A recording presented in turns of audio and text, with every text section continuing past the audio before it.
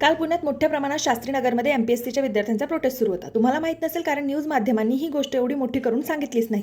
आता मी का सांगते हे तर न्यूज चॅनल नाही आहे, तर त्यामागचा उद्देश असा की मी सुद्धा स्पर्धा परीक्षांचा अभ्यास करणारी एक मुलगी. आज 4 जानेवारी 2025 ही तारीख आहे.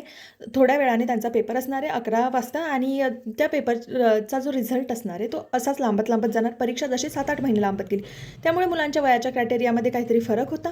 त्यांचं म्हणणं होतं फक्त 2 महिन्यांची मुदत द्या, म्हणजे नोव्हेंबरची जी तारीख आहे ती सांगा वय क्रायटेरियात, जी करून जानेवारीची चांगलं जाणार. असे बरेच मुद्दे होते ज्यामध्ये परीक्षा पुढे ढकला वगैरे अशा काही गोष्टी होत्या. सगळ्यात महत्त्वाचा मुद्दा की ही मुलं 8-10 वर्षापासून परीक्षेची तयारी करत आहे. हा काहींचा लास्ट अटेम्प्ट होता आणि तरीसुद्धा त्यांच्यासोबत घोळ झाला आणि असा प्रत्येक ठिकाणी होत राहतो. यूपीमध्ये बघा, बिहारमध्ये बघा, कुठेही बघा. परीक्षा म्हटली की विद्यार्थी आणि घोळ. कुठे पेपर लीक होणार, कुठे पेपरमध्ये काहीतरी धांदल होणार, कुठे तर तलाठी एक्झामचा रिझल्ट 5-5 वर्ष येणार नाही. हे सगळं असंच निरंतर चालू राहणार आणि जाणार फक्त वेळ वाया. खेड्यापाड्यातून आलेल्या त्या मुलांचा, ज्यांचे गरीब आई बाबा त्यांच्यासाठी पैसे पाठवतात घरून आणि ते त्याचा काहीही मोबदला त्यांना देऊ शकत नाही. त्यांची मानसिक स्थिती हलाखीची होत चालली आहे.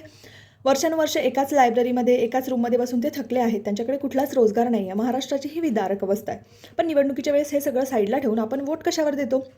तो कुठल्या जातीचा आहे, तो कुठल्या धर्माचा आहे किंवा तो नेमका कोणत्या पक्षाचा आहे. आपण हा विचारच करत नाही की आपला रोजगार वगैरे या सगळ्या गोष्टी कुठेतरी मागे सरत चालल्या आहे. तो आजचा युवा राजनीतीकडे तर एवढा जास्त निरागसतेने बघतो की तो त्यात उतरण्याचा ट्रायसुद्धा करत नाही, कारण ती गोष्ट त्याची नाहीच आहे जणू आणि त्यांना संधीसुद्धा मिळत नाही.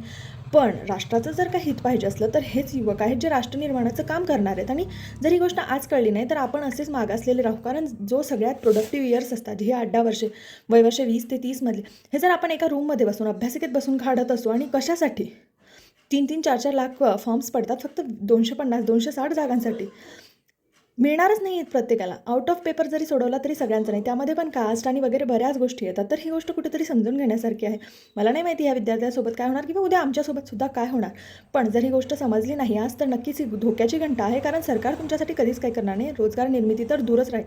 तुम्हाला जे करायचं आहे ते स्वतः करायचं आहे. आय एम सॉरी की हिस्ट्रीच्या चॅनलवर हा व्हिडिओ टाकत आहे, पण ही गरज आहे, कारण न्यूज माध्यमं याकडे दुर्लक्ष करत आहेत.